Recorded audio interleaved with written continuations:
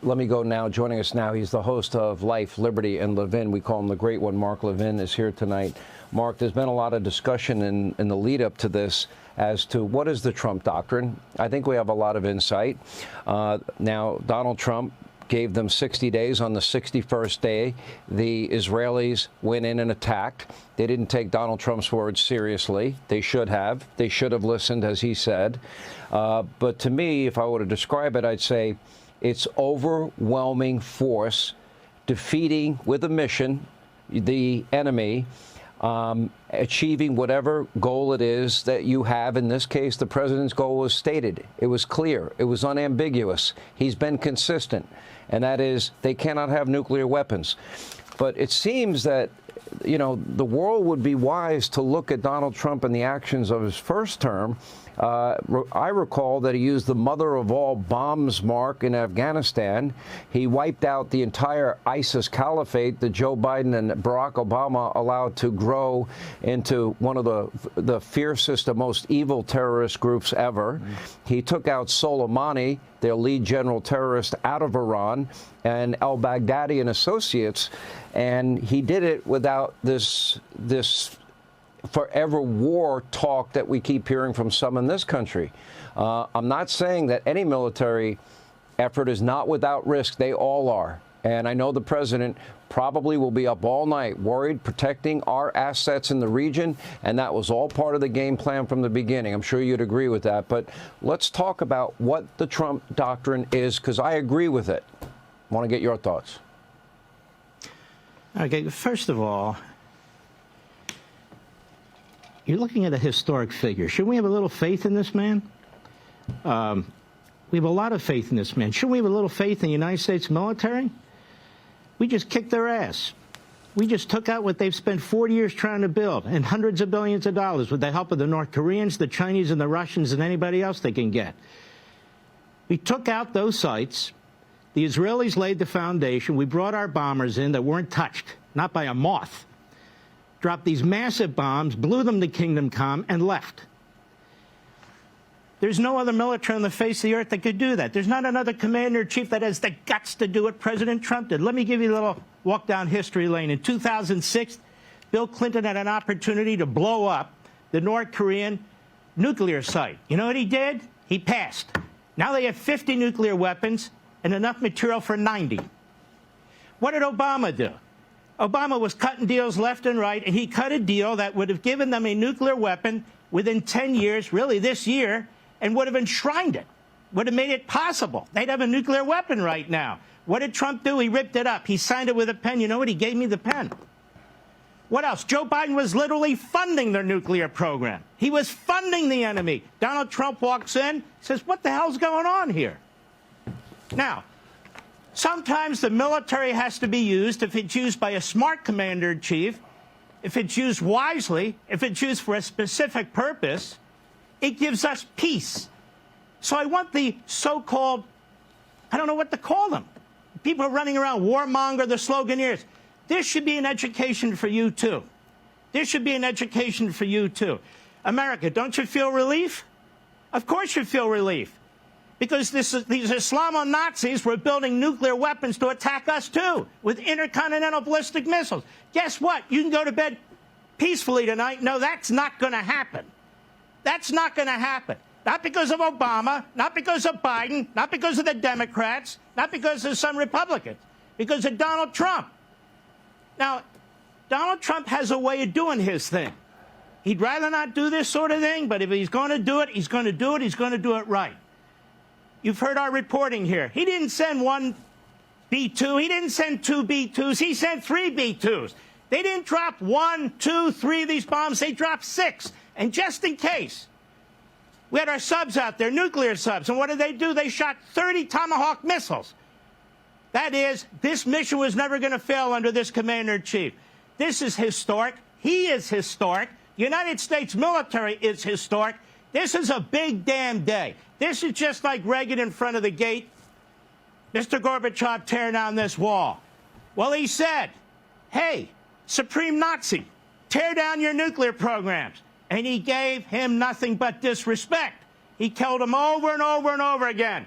take it apart or we're going to have to do this. Take it apart or we're going to have to do this. And they kept defying us. You want to know why?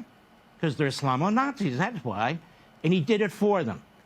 We also give it a little hat tip to Benjamin Netanyahu. What that military has done there over the course of the last 9 days is unbelievable. They've taken out their military superstructure. They've taken out their nuclear scientists. They're taking out one after another after another. They're wearing down their ballistic missiles and everything. You know what this reminds me of, honestly? Reagan and Thatcher. Reagan and Thatcher defeating the Soviet Union. This is big.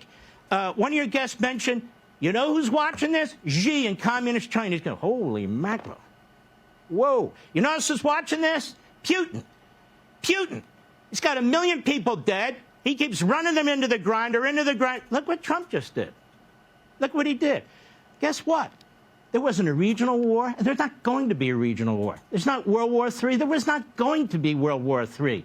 The Israelis didn't drag us into it. I want the anti-Semites, sit down and shut up. The Israelis didn't drag us into this. The Israelis are defending themselves. We're defending ourselves. That's what took place. Now, what's the reaction of the Democrats? Impeach Trump. These are sick people. Sick. You know why? Because their guy Clinton couldn't do it. Obama couldn't do it.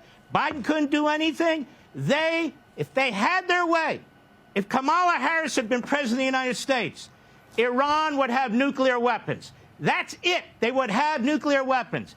Donald Trump is a man of peace, but he's not stupid. He doesn't put his head in the ground like some of the people were urging him to do. His forever wars are murder. He just destroyed them. Hey, Mark. A forever war. And the Israelis still have to fight it. Yes, sir. I want to ask you this because you said something. The president wants peace. The president's been trying to negotiate peace in Europe. He's been trying to negotiate peace in the Middle East. He and Steve Witkoff, his Mideast envoy, they have bent over backwards, pretty much begging them to do the deal. They wouldn't be nuclear, but there would be other opportunities for them to join the free world if they so wanted it. They chose otherwise with the rejection of the president's offer to negotiate even yesterday with their foreign minister.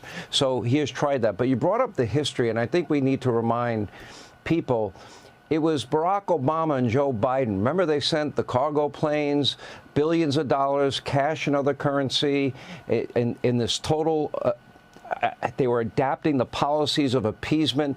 How did that work out? Well, the Iranians built up their military. They built up their nuclear program, and they had the money and to buy the munitions to foment terror throughout the entire region. And that means they were funding Hamas and Hezbollah and Islamic Jihad and the Houthi rebels and the Syrian militia and the Iraqi militia, et cetera, et cetera. And then it was Joe Biden. The Iranians were on the verge of bankruptcy when he became president because Donald Trump's sanctions were working. The heart and soul of their economy is oil. And Donald Trump put sanctions on them. They were headed to bankruptcy. Joe Biden turned a blind eye to those sanctions. As a result, it enriched the Iranians. That allowed them to foment more terror, to fund Hamas and the Houthis and Hezbollah.